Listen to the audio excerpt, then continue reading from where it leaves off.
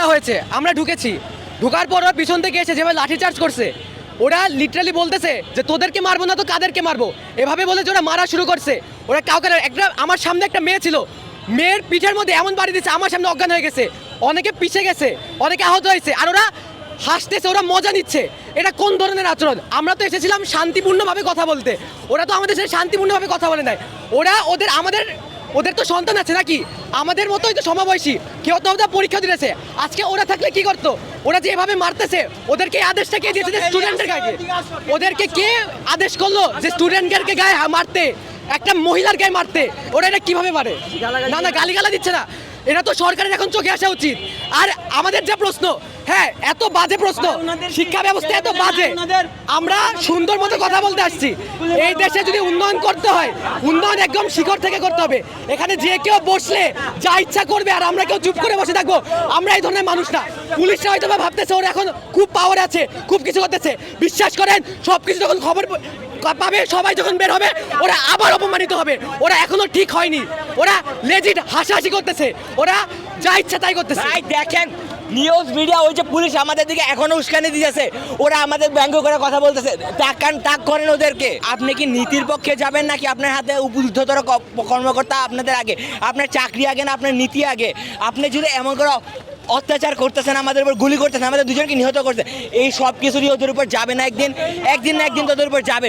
ওরাও দিন বুঝবে, ওরা এখন আমাদের উস্কানি দিয়েছে, ওরা হাসতেছে দাঁড়ায় দাঁড়ায়। আমরা সুন্দর মতন বলছি শিক্ষা উপদেষ্টা বাইরে আসবে, আমাদের সাথে কথা বলবে। তারা বাইরে তো আনলো না, তারা গেট ছেড়ে দিল। গেট ছেড়ে দেওয়া মানে কি, আমাদের ভেতরে যাইতে দিল। ভেতরে যাওয়ার পর তারা আমাদেরকে মারধর করছে। আর বিভিন্ন টিভি চ্যানেলে ছাড়া হচ্ছে কি আমরা তাদের ওপর হামলা করছি। তারা ফার্স্টে আমাদের ওপর মারধর করছে, এখন আমরা বাঁচার জন্য যেভাবে পারতেছি, যেমনি পারতেছি ভাগতেছি। ফার্স্টে দফা দেওয়া হয়েছিল, দেন দফা দেওয়ার পর আমরা ওই জায়গায় অবস্থান নিচ্ছিলাম। দেন আমাদের একটা টাইম ডিউরেশন দেওয়া হয়েছিল, এই টাইম ডিউরেশনের মধ্যে আইদার আমাদের দফাগুলো মানবে, নয়তো আমাদেরকে একটা আপডেট জানাবে। 8টা দফা ছিল, আমার এখন ক্লিয়ার মনে নাই, কজ এতক্ষণ ধরে দৌড়াদৌড়ির মধ্যে আছি। দেন তারা আমাদের দফা কিচ্ছু মানে নেই, আমাদেরকে কোনো আপডেট জানায় নাই, টাইম শেষ হয়েছে। দেন আমরা গেটের ওইখানে ধাক্কাধাক্কি শুরু করেছি। অ্যান্ড এই জিনিসটার আগে 2 প্লাটুন আর্মি আসছিল, 1 প্লাটুন শান্তশিষ্টভাবে দাঁড়া ছিল, 2nd প্লাটুন আমাদের উপর লাঠিচার্জ করছে। দেন ভিতরে আর্মিরা ফার্স্টে লাঠিচার্জ করছে। লাঠিচার্জ মানা যায়, কিন্তু স্টুডেন্টরা ছত্রভঙ্গ করে বের করে দিবে, ঠিক আছে।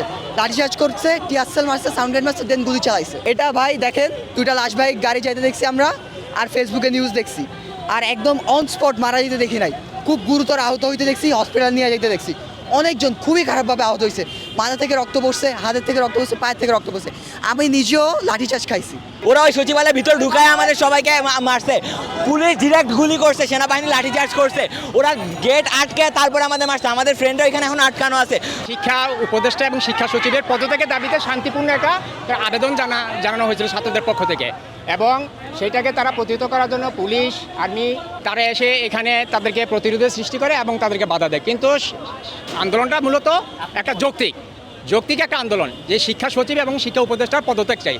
তারা যখন তখন হুটহাট সিদ্ধান্ত নেবে, শিক্ষাটাকে একটা ধ্বংস করে দিয়েছে, শিক্ষা প্রতিষ্ঠানগুলোকে শিক্ষার্থীদের জীবনে একেবারে নাজেহাল করে দিয়েছে। আমরা চাই সুষ্ঠু সুন্দর একটা পদক্ষেপ নেওয়া হোক, এবং এরকম অযোগ্য ব্যক্তিদেরকে যাতে শিক্ষা অঙ্গনে অন্তত না রাখা হয়। শিক্ষা প্রতিষ্ঠানটাকে, শিক্ষাটাকে আপনার উন্নত করার জন্য একজন জ্ঞানী গুণী এবং আদর্শবান একজন ব্যক্তিকে নিয়োগ দেওয়া হোক। আমরা চাই শিক্ষা উপদেষ্টার, শিক্ষা সচিবের পদত্যাগ চাই। উনি কেন হটকারী সিদ্ধান্ত নিলেন হঠাৎ করে? কেন উনি আগ থেকে পূর্ব প্রিপারেশনে আরও আগে থাকতে এই ছাত্রদেরকে এই পরীক্ষাটা আজকে বন্ধ, এটা উনি কেন জানালেন না? আমরা এর তীব্র নিন্দা জানাচ্ছি এবং সচিবের পদত্যাগ চাই, এবং এটা আইনি পদক্ষেপ যেন গ্রহণ করা হয়।